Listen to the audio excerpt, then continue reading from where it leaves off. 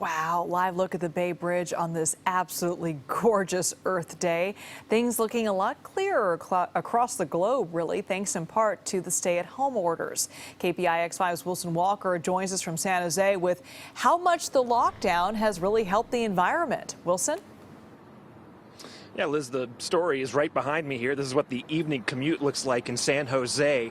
This is something you can measure in the Bay Area. The air is getting cleaner. Now, as for how this might involve itself with our larger climate discussion, that is something that might require, well, as they say, more testing.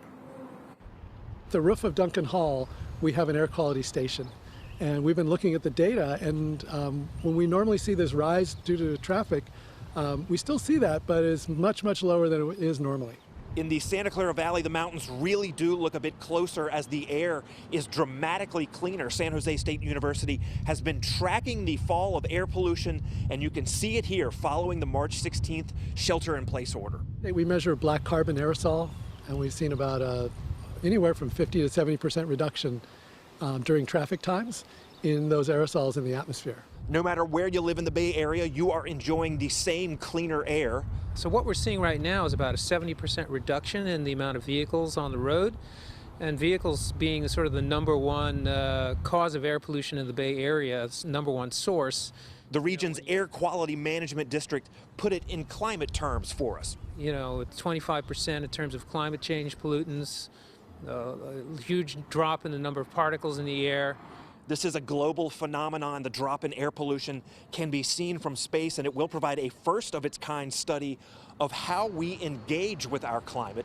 And during 9/11, when the plane stopped flying, we were actually able to measure the decrease in high-altitude clouds as a result of airplanes.